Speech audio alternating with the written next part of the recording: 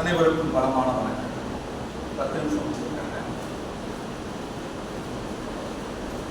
பண்ணை தமிழ்ச்சங்க நிகழ்ச்சியை ஆவணப்படுத்திக் கொண்டிருக்கும் உலகநாதன் குமாரசாமி, கவியரங்க தலைமை ஏற்றிருக்கும் சீனிவாசன் அவர்கள் சொன்னது போல மறுதளிக்க முடியாத படைப்பாளி முருகேஷ் அவர்களுக்கும்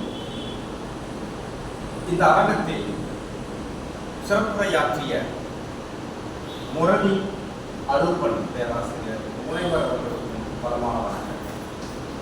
முரளி அருள்பன் பேசுகிற போது பேச்சினூடாக ஒரு வரி சொன்னார். தீ மிதிப்பது போல ஓடும் தமிழ் என்று சொன்னார். அவர் பேச்சே அம்மன் கோவிலில் தீ மிதிப்பது போலத்தான் சொன்னார். அவர் நாத்திகமாக இருக்கலாம் என்று நம்புகிறேன். நான் நாத்திகம்தான். எனவேதான் அந்த ஒரு உதாரணத்தை சொன்னேன். அற்புதமான ஒரு உரையை நிகழ்த்தினார் முரளி அருள்பன். அருள்பன் அழகான கடவுள் குறிக்கிற மாதிரியே கிடையாது. நண்பர்களே, நான் கவிஞனாக, எழுத்தாளனாக, பத்திரிகையாளனாக, பேச்சாளனாக மாசத்துக்கு நான் இணையத்தில் போய் அமுதம் சூர்யான் பார்த்தா என்னுடைய உரை 100கணக்கான உரை இருந்தது. கிட்டத்தட்ட போன வாரம் நான் எழுதிய முன்னுரையோடு சேர்த்து பார்த்தால் 56 படைப்பாளிக்கு முன்னுரை எழுதியிருக்கேன். அந்த 40 பேருக்கான முன்னுரை புத்தகமாகவே வந்திருக்கு. கல்கி பத்திரிகையில் 14 வருஷம் தலைமை துணையாசிரியர். போன மாசமே 4 கூட்டம் அட்டன் பண்ணிக்கிறேன். இதெல்லாம் எதுக்கு சொல்றேன்னா தெரிஞ்சுக்க சொல்ல, இம்மாதிரியான வெளிச்சத்தையும் இம்மாதிரியான முன்னகர்வையும் பெற்றிருக்கக்கூடிய அமிர்தம் சூர்யா எங்கிருந்து வந்தான் என்றால் இதே பண்ணை தமிழ் சங்கத்தில். நான் குறிப்பிடுறேன். இன்னொரு விஷயம், பண்ணை தமிழ் சங்கத்தில் கவிக்கோர் துரை வசந்தராசனை நேரடியாக அவருடைய நிகழ்வுகளே நீங்கள் கொண்டாடி கொடுத்தீர்கள், அவரை பாராட்டுவீர்கள், அவரை புகழ்ந்து பேசுவீர்கள். அது பொருட்கல்ல என்று நான் நினைக்கிறேன். ஆனால் நான் ஒருபோதும் நேரடியாகவோ கொண்டாடையும் போற்றுபவன் அல்ல. ஆனால் போவரிடமெல்லாம் என்னுடைய குருக்களில் ஒருவர் என்று சொல்லிக்கொண்டே போவர். இல்லாத இடத்துல தான் சொல்லணும், இருக்கிற இடத்துல சொல்லுவேன். என்னுடைய பேட்டி படைப்புல தகவல் இதழிலே 15 பக்கம் வெளிவந்திருக்கிறது. என்னுடைய நேர்காணல் அவரை சட்டை உரித்துக் கொள்ளும் பாம்பு என்ற என்னுடைய கட்டுரையிலே பண்ணை தமிழ் சங்கத்தில் நான் எப்படி உரை வாசித்தேன் என்பதை குறிப்பிட்டிருக்கிறேன். ஆக இல்லாத போது போகிற இடமெல்லாம் பேசுவதுதான் நன்றியை தவிர இருக்கும் போது பேசுவதல்ல. எனவே அந்த வகையில் எப்பவுமே உங்களுடைய குரு யாருன்னு என்ன கேட்டாங்கன்னா குருன்னு சொல்ல மாட்டேன், குருக்கள். நீங்க அந்த குருக்கள் எடுத்துக்கூடாது, பண்ணையில குருக்கள். ஏனென்றால் நிறைய குருக்கள் இருக்கிறார்கள். ஒவ்வொரு காலகட்டத்தில் ஒவ்வொரு சூழலில் ஒவ்வொருவர் குருவாக வந்து நம்மை போஷிப்பார். எனவே அம்மாதிரியான குருக்களில் ஒருவராக கவிக்கோர் துரை வசந்தராசன் அவர்கள் இருக்கிறார். முதல்ல உள்ள வரப்போ கூட்டம் கம்மியா இருக்கும். எப்பயுமே சில பேர் கேட்டாங்க, கூட்டம் கம்மியா இருந்தா பேசுவீங்களா அப்படின்னு. எனக்கு நல்லா ஞாபகம் இருக்கு. 2 தமிழ் வட சென்னையிலாம் நான் பிறந்து வளர்ந்தேன். 2 அருமையாக நடத்துற கூட்டம், கவிதை நடத்துற கூட்டம். இந்த 2 இலக்கிய கூட்டத்துக்கு கவிதை வாசிக்கிறது தான். நண்பர்களே, சில இடங்கள்ல கூட்டம் கம்மியா இருக்கும். வந்ததே 10 பேர் இருப்பான். அப்போ ஒரு முறை அருமையாக கேட்டேன், 10 பேருங்கிறாங்க, இதுக்கு போய் என்ன ஐயா கவிதை வாசிக்கிறது? அவர் சொன்ன டைலாக் இன்னும் அப்படியே மனசுல. சூர்யா, இது மீன் சந்தை இல்ல சூர்யா, நிறைய கச்ச கச்ச நடந்து வைர வியாபாரம் நடக்கிற இடம். எங்க வந்து பார்த்தாலும், நாம் எந்த அரங்கத்துக்கு வந்தாலும் எத்தனை பேர் வைரத்தை வாங்குபவர்கள் எத்தனை பேர் என்று நான் பார்ப்பேன். கூட்டம் அதிகம் என்று பார்க்க மாட்டேன். இன்னொரு எந்த கூட்டத்துக்கு என்னை பேச அழைத்தாலும் முன்னே சொல்ல, வீடியோ எடுக்கிறியா, நெட்ல போடு, ஆன்லைன்ல போடுவியா, அப்பனா வரேன். எவ்வளவு செலவு நானே கூட வரேன். உலகநாதனை பார்த்தோன்னு திருப்தியாகி பேசி அப்பப்பா ஆவணப்படுத்துவதற்கு ஒரு ஆள் வந்து விட்டாரு. ஏன் சொல்லணும்னா இந்த கூட்டம் வருவது கம்மியா இருந்தது. பார்த்தா ஒரே ஆம்பளைங்களா இருக்காங்க, ஒரே சேவை பண்ண மாதிரி இருந்தது. உள்ள நுழைவு என்ன ஆம்பளைங்களா இருக்காங்க, ஒரு பொண்ணு கூட இல்லையா, பொண்ணு கூட இல்லையா இந்த கூட்டத்துக்கு அப்படின்னு. நல்ல வேலை எங்க பேராசிரியர் அரங்கமணிகா உள்ள வந்த பிறகு அப்பா முழுமையடைந்தது அரங்கம் என்பதாக அதுக்கு பிறகுதான் மற்றவங்க வந்தாங்க. எப்பயுமே நான் மீட்டிங் நடத்துறவங்க யாரை கேட்டாலும் சொல்றேன், கூட்டம் இல்லையா, மேடையில 3 ஆண்கள் இருந்த ஒரு பெண் இருக்கணும் உட்கார. கூட்டத்தை கேட்கறவங்களையும் பெண் இருக்கணும் திருப்பாங்க. பெண்கள் இருந்தாங்கன்னா ஓகே இந்த கூட்டம் முழுமையடைந்தது என்று சொல்லுவோம். இப்படித்தான் நான் வந்துகிட்ட ஒரு தன்மை. இரண்டாவது கவிக்கோ ஐயாவுக்கும் எனக்கு ஒரு வித்தியாசம், ஒரு ஒற்றுமை. ஒற்றுமை என்னன்னு பார்த்தா அவருக்கு கவிக்கோ என்று பெயர் வைத்தது அன்பழகன் தான். கதிரவன் என்ற என்னுடைய இயற்பெயரை வைத்ததும் அன்பழகன் தான். ஏன்னா கதிரவன் நல்ல தமிழ் பேர் தானே இருக்கு. இப்போ முரளி அருள்னு சொன்ன மாதிரி தமிழ் பற்றி எல்லாம் பேசினாங்கல்ல, நல்ல பேர் தானே அன்பழகன். கதிரவன் தானே நல்லா பேர் வச்சுக்கிறாரு. அது ஏன் சூர்யான்னு மாத்திட்டு அமுதம் சூரியன் தான். கொஞ்சம் ஒரு திருப்பித்தான் தான். அந்த இன் இருக்குதுல்ல, அந்த இன் திருப்பு இல்லை. கதிரவன் அவன் இவன் என்ன இன் வச்சு கூப்பிட்டுன்னு அந்த பேரையே மாத்திக்கிட்ட சூர்யான். நானாதான் அது கொஞ்சம் திமுறில் வச்ச மாற்றங்கள் தான். விடுங்க. அது இன்னொரு விஷயம் பாருங்க, இவருக்கும் எனக்கு இருக்கக்கூடிய ஒரு விஷயம்.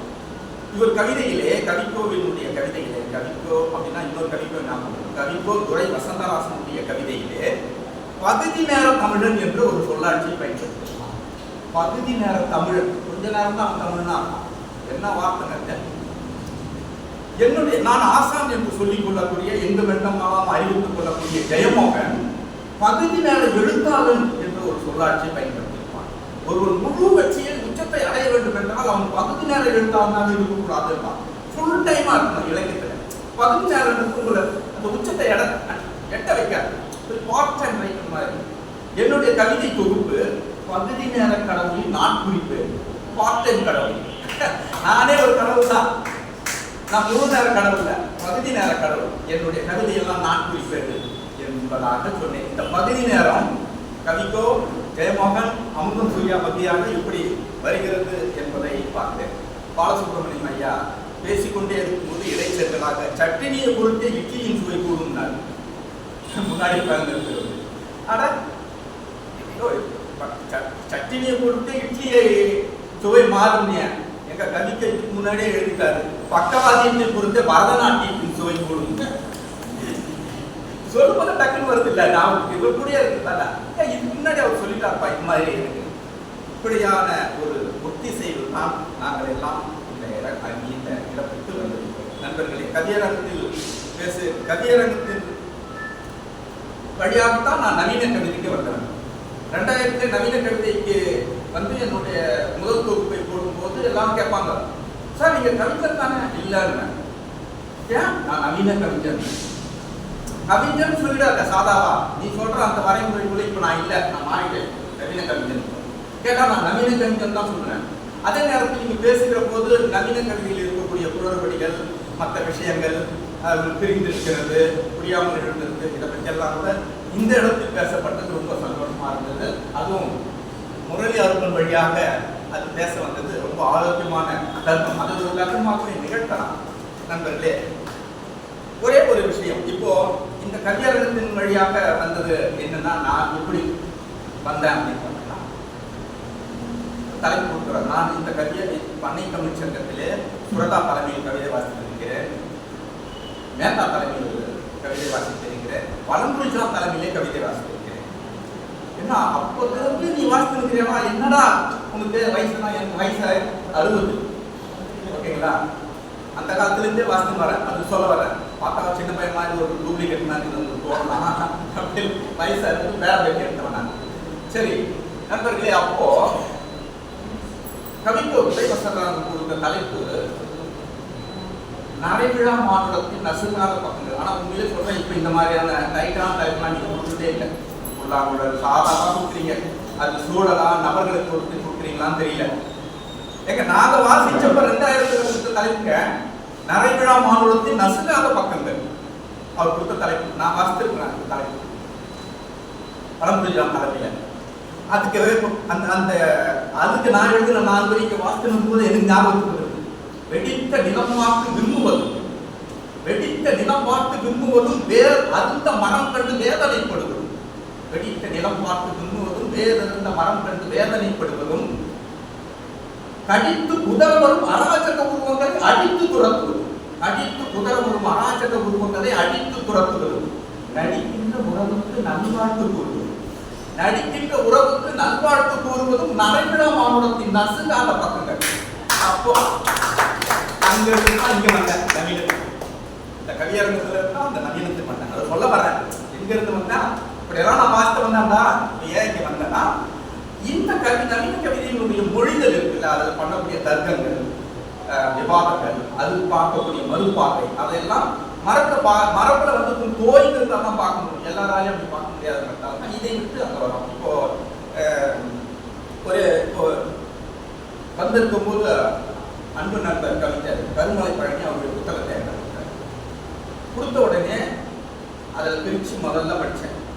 பார்த்த உடனே அவருக்கு முன்னுரை எழுதக்கூடிய வசந்தகுமாரன் என்ன குறிப்பிட்டிருக்கிறார்னா, பிரம்மராஜனுடைய மேற்கோளை வச்சு அதன்படியாக கவிதையை எப்படி அணுகுவதுன்னு எழுதியிருக்கார். அந்த பிரம்மராஜன் நான் சுவீகரித்துக் கொண்ட குருக்களில் ஒருவர். எங்க சுற்றி பார்த்தாலும் அந்த நவீன கவிஞர் தான் அவன். பிரம்மராஜன் நவீன கவிஞர் தான். வந்து உங்களை அறியாம உள்ள வந்துடுறாரு. உதாரணத்துக்கு ரொம்ப சிம்பிளா சொல்றேன். சிவனும் சக்தியும் சேர்ந்து அர்த்தநாரீஸ்வரர், சிவன் பாதி சக்தி பாதி அர்த்தநாரீஸ்வரர், கடவுள் நம்பிக்கை இருக்கிற சொல்லிட்டு சொல்றேன். இல்லாதவங்களுக்கு இதை வந்து கவித்துவமா கவிதையா பாருங்க. சிவனும் சக்தியும் சேர்ந்து ஒரு பாதியாக மாறி அர்த்தநாரீஸ்வரராக இருக்கிறாங்க. நம்ம பார்த்துட்டு சார்ந்து போறாங்க, நிறைய பேர் போறாங்க. தேவதச்சன் என்கின்ற ஒரு கவிஞர் தான் அது குறித்து விசாரணை எழுப்புகிறான் கவிதையில். சக்தியினுடைய ஒரு பாதியும் சிவனினுடைய ஒரு பாதியும் சேர்ந்து அர்த்தநாரீஸ்வரராக உருமாறி காட்சி அளிக்கிறது.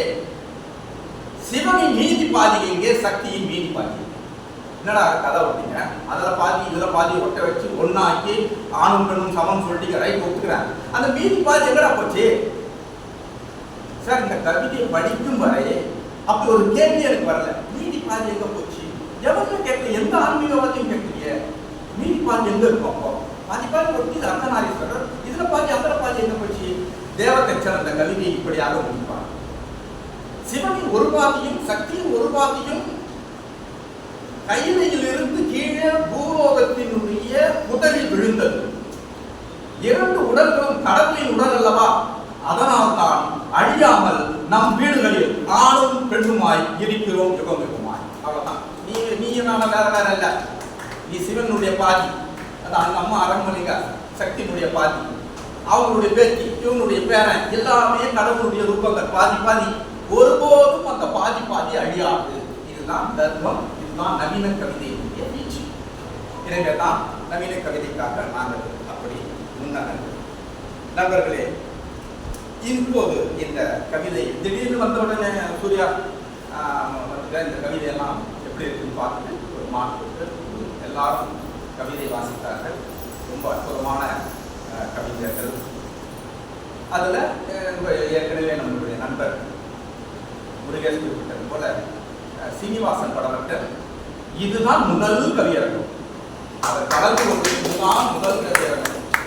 ஏற்கனவே விருது வாங்கின ஓட்டப்பந்தயத்தில் ஜெயிச்சவங்க மத்தியில முதல் முறையா ஒருத்தன் வந்து இங்க சிறுந்தேரியிலிருந்து 2.5 மணி நேரம் பைக் ஓட்டிட்டு இங்க வந்து நின்று கவிதை வாசித்தார். ஈஸியா இருந்து. அப்போ ஒரு பண்ணை தமிழ் சங்கத்தினுடைய வெற்றி என்பது அடுத்த தலைமுறை நோக்கி நகர்கிறது என்பது. அடுத்ததுக்கு போகணும். இப்போது வாசித்த கவியரங்க தளத்திலே சில வரிகள் என்னை கவர்ந்த வரிகள் எல்லாம் இருக்கிறது. புல்லாங்குழல் என்பவர் பூபாலம் ஒலிக்கட்டும் என்பதாக அறிவித்து விட்டு சென்றார். என் பூபாலம் ஒலிக்கட்டும், ஒரு மங்களகரமாக பூபாலம் ஒலிக்கட்டும். வேலாயுதம் ரொம்ப பிரமாதமா புல்லாங்குழல் காலகாலமா இருக்கிறார். வேலையும் சாத்தியமானது ஃபர்ஸ்ட் அப்படின்னாரு. ஆனா சூப்பர். மாத்திரா எதை மாத்தனா? புல்லாங்குழல மாத்தக்கூடாது, வாசிக்கிற விரலை மாத்து, காட்ட புதுசா மாத்து என்றார் வேலாயுதம். அப்புறம் நம்மளால என்னால அவர் இருந்தாலும் சொல்லியிருப்பேன், என்னால தெரிஞ்சுக்க முடியல. விஜய வந்து முதல்ல விஜய புல்லாங்குழல் ஒரு கவிதை வாசித்தா இருப்பான். இந்த பஞ்சாப கேசவன் எனக்கு ஆச்சரியமாயிடுச்சு. இது நம்ம இடம் தானா? இது திராவிட சங்கம் தானா? இது பண்ணை தமிழ் சங்கம் தானா? இந்த இடத்துல ஒருத்தர் வந்து தைரியமா விஜய புல்லாங்குழல் வந்து வாசிக்கிறேன். அந்த டெத்து இருக்குன்னு பாருங்க. அவர் தூரத்தில் நீங்க வந்து புல்லாங்குழலை முதல்ல விஜயாக ஒரு கவிதையும் வாசித்து சென்றார். அப்புறம் பாலகுரு பண்பில்லாத சாமி பேருதான் பாலகுரு பண்பில்லாத சாமி. அந்த சொல்லாச்சு நல்லா இருக்கு, பண்பில்லாத சாமி. அப்புறம் முயற்சி முருகேசன் கூடவே கங்கணம் கட்டார் பொழுது எல்லா வடிவத்தையும் கையாண்டு பார்த்தோம்னா அப்படின்னு வெண்பால ஒரு கவிதை, புது கவிதையில ஒரு கவிதை, ஐநூல ஒரு கவிதை, எல்லா கவிதையும் அவர் கையாண்டிருந்தார். ஜாதி ஒழிப்பே பெரியாரி புல்லாங்குழல் கருத்து அதான் ஜாதி ஒழிப்பே பெரியாரி புல்லாங்குழல். சாந்தி வெறுப்பை உமிழும் வெறுப்பை ஊதும் உதடுகளில் எந்த ராகமும் பிறப்பதில்லை. டிக்ளரேஷன் பண்ணார். வெறுப்பை ஊதும் உதடுகளில் எந்த ராகமும் பிறப்பதில்லை. ஞான ரவிச்சந்திரன் ஒரு கவிதை வாசித்தார். அந்த கவிதையில புல்லாங்குழல ஓட்ட இருக்கலாம், ஓட்ட ஒருபோதும் புல்லாங்குழல் ஆகாது அப்படின்னாரு. இதை படிக்கும் போது 98ல நான் இந்த கவிதை வாசித்தது தானே திருப்பி ஞாபகம் வருது. ஓட்டைகள் புல்லாங்குழல் ஓட்டைகள் இருக்கலாம், ஓட்டைகள் புல்லாங்குழலாக நான் வாசித்தது ஞாபகம் வருது. சிராய்ப்பு ஒருபோதும் மடுக்கலாகாது, சிராய்ப்பு ஒருபோதும் மடுக்கலாகாது, தலை வகுடின் அழுத்தத்தால் தலை வழுக்கையாய் போகாது. போட்டு எழுத்துக்கள்லாம் வழுக்கை ஆயிடாது. இது எப்போ 98ல எழுதுன வரைக்கும் இதை பார்த்த உடனே எனக்கு நம்ம ஞாபகம் வந்துச்சு. இப்படியெல்லாம் நம்ம பண்ணிட்டு தான் இந்த இடத்துக்கு வந்துருக்க மாறி வந்துருக்கிறோம். அன்பு செல்வி காற்றின் ஆத்மாவை பிடிக்க வைக்கும் புல்லாங்குழல். அருமை. காற்றின் ஆத்மான்னு சொல்லாட்சி இருக்குல்ல, அருமையான சொல்லாட்சி. ரெண்டாவது அவங்க தான் நினைக்கிறேன் இந்த தாய் என்கிற இப்போ புதிய தாய் தலைப்பை வந்து புதிய பிராக்கெட்ல போய் தாய் ஒரு புல்லாங்குழல் அப்படின்னு இருக்குது. அந்த தாய் புல்லாங்குழல் இருக்குல்ல, அந்த தாயை எடுத்து யார் பார்த்துட்டு இருப்பாங்கன்னு பார்த்தா அன்பு செல்வி அதை போட்டிட்டு காட்டிவிட்டார். இப்படியாக இருக்கும்போது சீனிவாசன் படவட்டன் எப்பயுமே ஒரு கவிதை கொடுத்துட்டாங்கன்னா அந்த கவிதை வந்து பிரிண்ட்டுக்கு வந்தா எப்படி இருக்கும்னு பார்ப்பேன். என்னுடைய புத்தி வாசிக்கிறப்போ நான் எப்படி வேணாலும் வாசிடுவேன். உங்ககிட்ட கைத்தட்டல் வாங்கினேன், சூப்பரா அப்படின்னு. ஏன்னா உங்களுக்கு மயக்கிற வித்தை தெரியல, மொழிக்கு அந்த வித்தை இருக்கும். ஆனா அதை பிரிண்ட் பண்ணும்போது அப்படி ஒன்றும் இல்லையே. ஏன்னா அந்த குரல்ல ஜெயிக்க வச்சுக்கோங்க. குரலும் மொழியும் சேர்த்து உங்களை மொழியின் மூலமாக ஜெயிக்க வச்சலாம். ஆனா எழுதப்பட்ட கவிதை அச்சுக்கு போச்சுன்னா எப்படி இருக்குதுன்னு பார்ப்போம். என் புத்தி அப்படி போகும். கவிதையை வாங்கினா கவியரகத்துல பிரிண்ட்டுக்கு போகுமா, ஏன்னா பத்திரிகைக்காரன் இல்லை, அது யோசிப்பேன் இது பிரிண்ட்டுக்கு போகுமா, பிரிண்ட்ல சரியா இருக்குமா. அப்படி பிரிண்ட்டுக்கு போனா சரியா இருக்கும் என்கின்ற தன்மைக்கு வந்தது சீனிவாசன் படவட்டானுடைய. ஏனென்றால் அதில் வந்து பார்த்து அவர் பிரிச்சிருந்தார். அதை நான் படிச்சு தனியா இந்த பேப்பர்ல புல்லாங்குழல் எடுத்துட்டு அதில் இசைன்னு வருது. அப்போ இன்னிசை, ஓர் இசை, அரை இசை, நாத இசை அப்படி நாலா பிரிச்சு 4 ஒரு கவிதை எழுதினார். அதுல நடுநிலைமை சமத்துவத்தை நல்கிடமா பண்டிசை அப்படின்னு சொல்றாங்க. நடுநிலைமை சமத்துவத்தை நல்கிடமா பண்டிசை என்று போட்டார். அந்த வகையில் இந்த அரங்கத்தில் அச்சுக்கு வரக்கூடிய எல்லா வகையிலும் பிரித்து எழுதக்கூடிய ஒரு புதிய தலைமுறையை சார்ந்த சீனிவாசன் படவட்டன் கவிதை ஒருபடி முன்னால் நின்று உங்கள் அரங்கத்தில் இருக்கிறது.